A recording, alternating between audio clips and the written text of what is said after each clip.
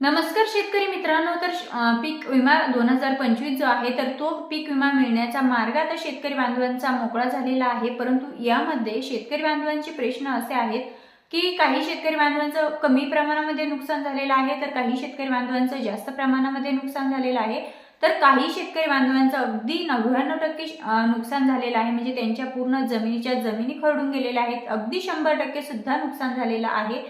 मग आता त्या शेतकरी बांधवांना पीक विमा हा कसा दिला जाणार, म्हणजे एकंदरीत कमी नुकसान झालेल्या शेतकरी बांधवांना पीक विमा जो आहे तो किती मिळणार, जास्त म्हणजे 100% नुकसान झालेलं असेल तर त्यांना पीक विमा किती मिळणार आणि 50% नुकसान झालं असेल तर त्या शेतकरी बांधवांना किती पीक विमा मिळणार, हे अनेक प्रश्न आता शेतकरी बांधवांना सतावत आहेत। कारण पीक विमा मिळण्याचा मार्ग तर मोकळा झालेला आहेच, परंतु मग जो पीक विमा मिळणार आहे, जसं की माननीय मुख्यमंत्री देवेंद्र फडणवीस साहेब यांच्या माध्यमातून सांगण्यात तर आलेला आहे शेतकरी बांधवांना की शेतकरी बांधवांना जो पीक विमा मिळणार आहे तर तो हेक्टरी 17,500 रुपये मिळणार आहे।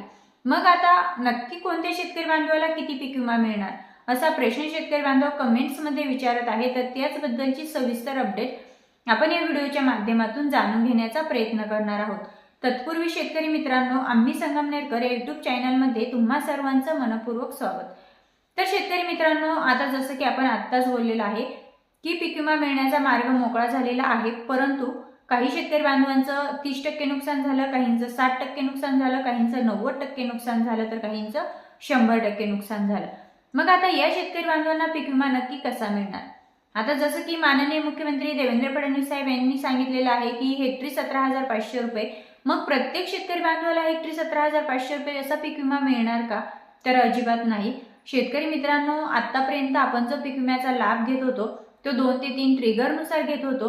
यामध्ये वैयक्तिक पीक विमा हा मिळत होता आणि जो काही सामूहिक पीक विमा आहे तोही मिळत होता, म्हणजे क्लेम केलेल्या शेतकरी बांधवांनाही पीक विमा मिळत होता आणि ज्या शेतकरी बांधवांचं नुकसान झालेलं आहे त्यांना सरसकट पीक विमा देखील मिळत होता। परंतु 2025 मध्ये विमा कंपन्यांच्या माध्यमातून 2 ते 3 ट्रिगर जे आहे ते हटवण्यात आलेले आहे आणि फक्त एकच ट्रिगर त्या ठिकाणी ठेवण्यात आलेला आहे। तर या एकाच ट्रिगरद्वारे आता शेतकरी बांधवांना पीक विमा मिळणार आहे। त्यामुळे जसं की माननीय मुख्यमंत्री देवेंद्र फडणवीस साहेब यांच्या माध्यमातून जरी सांगण्यात आलेलं असलं की हेक्टरी 17,500 रुपये असा पीक विमा शेतकरी बांधवांना मिळणार आहे, परंतु तो प्रत्यक्षात तसा मिळणार नाहीये। आता तो तसा का मिळणार नाहीये हे देखील समजून घ्या। शेतकरी मित्रांनो, आतापर्यंत म्हणजे तुमचं जे नुकसान झालेलं आहे सप्टेंबर महिन्यामध्ये तर मोठ्या प्रमाणावरती अतिवृष्टी झाली, त्यामुळे मोठ्या प्रमाणावरती नुकसानही झालं। त्यानंतर शेतकरी बांधवाला 8,500 रुपये हे NDRFच्या निकषानुसार पीक विमा मिळालेला देखील आहे। आता तुम्हाला तो मिळाला की नाही माहित नाही, परंतु जर तुम्हाला मिळाला असेल तर कमेंट्समध्ये सांगा, नसेल मिळाला तेही कमेंट्समध्ये सांगा। त्यानंतर रब्बीचं अनुदान हा प्रति हेक्टरी 10,000 रुपये असं रब्बीचं अनुदान देखील शासनाच्या माध्यमातून मंजूर करण्यात आलं, तेही शेतकरी बांधवांना मिळालं। परंतु हा विषय वेगळा आहे की काही शेतकरी बांधवांनाच त्याचा लाभ भेटला, काही शेतकरी बांधव अद्यापही त्यापासून वंचित राहिलेले आहेत। परंतु मित्रांनो, जसं की नुकसान भरपाई मिळाली, रब्बीचं अनुदान मिळालं, म्हणजे आता शेतकऱ्यांचा मेन मुख्य प्रश्न जो आहे तो आहे पीक विमा। पीक विमा कधी मिळणार, किती मिळणार आणि कोणत्या पिकांसाठी मिळणार? तर मग आता तुमचं जे मंडळ आहे त्या मंडळामध्ये किती शेतकरी बांधव आहेत, त्या मंडळातील शेतकरी बांधवांचं किती नुकसान झालं, या अगोदर पहिल्या 5 वर्षामध्ये तुमच्या मंडळाचं किती नुकसान होत होतं, हे संपूर्ण उंबरठा उत्पादन काढलं जाईल। उंबरठा उत्पन्नाची जी घट येईल, म्हणजे 5 वर्षाच्या तुलनेमध्ये या वर्षी तुमच्या उंबरठा उत्पन्नामध्ये किती घट झाली, यावरती तुम्हाला 2025चा पीक विमा हा मिळणार आहे।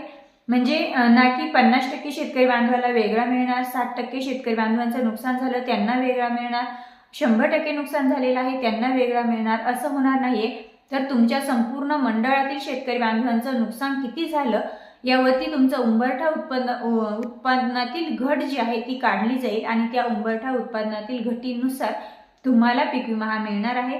म्हणजे शेतकरी बांधवांच्या मनामध्ये जे काही आता सध्या दडलेला आहे की हेक्टरी 17,500 रुपये असा पीक विमा मिळणार, तर हे लगेच काढून टाका।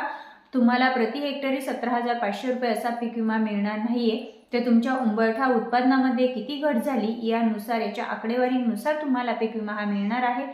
आता हा जो पीक विमा मिळणार आहे हा कोणकोणत्या पिकांसाठी मिळणार आहे, तर यामध्ये कापूस असेल, सोयाबीन असेल, तूर असेल, मूग असेल, उडीद असेल, खरीपाची ज्वारी असेल, जे काही शेतकरी बांधवांच्या शेतीमध्ये पिके होती खरीपाच्या वेळेस त्या संपूर्ण पिकांसाठी हा पीक विमा मंजूर झालेला आहे। आणि लवकरच शेतकरी बांधवांच्या बँक खात्यामध्ये पीक विम्याचं वितरण केलं जाईल अशी माहिती देखील कृषी मंत्र्यांच्या माध्यमातून किंवा कृषी विभागाच्या माध्यमातून देण्यात आलेली आहे। आता शेतकरी मित्रांनो, हा झाला पीक विमा तुम्हाला किती मिळणार। आता कोणकोणत्या जिल्ह्यांसाठी मिळणार, तर संपूर्ण महाराष्ट्र राज्यामध्ये शेतकरी बांधवांचं मोठ्या प्रमाणावरती शेती पिकांचं नुकसान झालेलं आहे। आणि मित्रांनो, तुम्हालाही माहित आहे की पीक विमा ज्यावेळेस मंजूर केला जातो, ज्यावेळेस प्रत्येक त्या जिल्ह्याची अंतिम पैसेवारी जाहीर होत असते आणि ज्या जिल्ह्याची अंतिम पैसेवारी 50 पैसेच्या आत येते तो प्रत्येक जिल्हा हा पीक विमा मिळण्यासाठी त्यांचा मार्ग मोकळा झालेला असतो, म्हणजेच पीक विमा मिळण्यासाठी तो जिल्हा पात्र झालेला असतो। मग आता 15 डिसेंबर नंतर ही अंतिम पैसेवारी जाहीर करण्यात येते। प्रत्येक जिल्ह्याच्या जिल्हाधिकाऱ्यांच्या माध्यमातून अंतिम पैसेवारी जाहीर करण्यात आलेली आहे 2025 साठी। आणि मग आपण जर पाहिलं तर प्रत्येक जिल्ह्याची अंतिम पैसेवारी 50 पैसेच्या आत आलेली आहे आणि नियम जो आहे शासनाचा त्यानुसार ज्या जिल्ह्याची अंतिम पैसेवारी 50 पैसेच्या आत येते तो जिल्हा पीक विमा मिळण्यासाठी पात्र असतो, त्या जिल्ह्याला पीक विमा मिळण्याचा मार्ग हा मोकळा होत असतो। मग आपण जर पाहिलं 2025 मध्ये मोठ्या प्रमाणावरती अतिवृष्टी झाली, पूर परिस्थिती निर्माण झाली, त्यामुळे संपूर्ण जिल्ह्यांची अंतिम पैसेवारी 50 पैसेच्या आत आलेली आहे आणि त्यामुळे संपूर्ण जिल्हे पीक विमा मिळण्यासाठी पात्र आहेत। संपूर्ण जिल्ह्यांचा पीक विमा मिळण्याचा मार्ग हा मोकळा झालेला आहे। आता शेतकरी मित्रांनो, प्रत्येक जिल्ह्याची अंतिम पैसेवारी तर 50 पैसेच्या आत आलेली आहे, ते जिल्हे तर पीक विमा मिळण्यासाठी मंजूर झालेले आहे। कोणकोणत्या पिकांसाठी मंजूर झालेला आहे ते आपण पाहिलेलं आहे। हेक्टरी किती मिळणार ते देखील माहिती आपण जाणून घेतलेली आहे। परंतु सर्वात अगोदर शेतकरी मित्रांनो, आपल्याला जर डायरेक्ट DBT द्वारे पीक विमा हा आपल्या खात्यामध्ये जमा होत असतो, म्हणजे पीक विमा असेल, नुकसान भरपाई असेल, PM किसान योजना असेल, लाडकी बहीण असेल, त्यानंतर नमो शेतकरी योजना असेल, कुठल्याही शासकीय योजनेचा जर आपल्याला लाभ घ्यायचा असेल तर आपल्याला तो डायरेक्ट DBT द्वारे ट्रान्सफर केला जातो आणि डायरेक्ट DBT द्वारे कुठल्याही योजनेचे पैसे आपल्या शेतकरी बांधवांच्या बँक खात्यामध्ये जमा होण्यासाठी आपलं आधार हे आपल्या बँकेला लिंक असणं महत्त्वाचं असतं। त्यामुळे शेतकरी मित्रांनो, तुमचा आधार हे तुमच्या बँकेला लिंक आहे की नाही ते अगोदर चेक करून घ्या। तुमची E-KYC प्रक्रिया तुमची E-KYC प्रक्रिया ही कंप्लीट आहे की नाही तेही चेक करून घ्या। त्यानंतर तुमचं लँड रेकॉर्ड जे आहे ते यस आहे की नाही तेही चेक करून घ्या। तुमचं फार्मर ID कार्ड तुमच्याकडे आहे की नाही ते देखील चेक करून घ्या।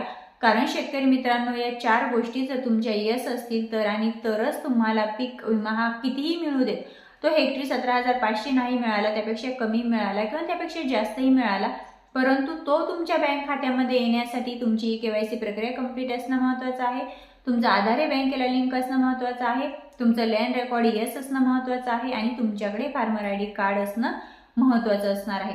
त्यामुळे शेतकरी मित्रांनो, तुम्ही या पीक विम्यासाठी पात्र असाल आणि तरी सुद्धा तुम्ही जर ही 4 ऑप्शनपैकी एक जरी तुमचं ऑप्शन नो राहिलेलं असेल तरी सुद्धा तुम्ही पीक विम्यासाठी अपात्र ठरू शकतात, बाद ठरू शकतात। त्यामुळे प्रत्येक शेतकरी बांधवांनी आपली ही 4 कामे कंप्लीट आहे की नाही ते चेक करून घ्यायचं आहे, जेणेकरून लवकरात लवकर शेतकरी बांधवांना जो पीक विमा दिला जाणार आहे त्यामध्ये तुमचं नाव येईल किंवा मग तुम्ही त्यापासून वंचित राहणार नाही। मित्रांनो, माहिती कशी वाटली कमेंट्समध्ये नक्कीच व्यक्त व्हा। पुन्हा भेटूया अशाच माहितीसोबत, तोपर्यंत जय हिंद, जय महाराष्ट्र।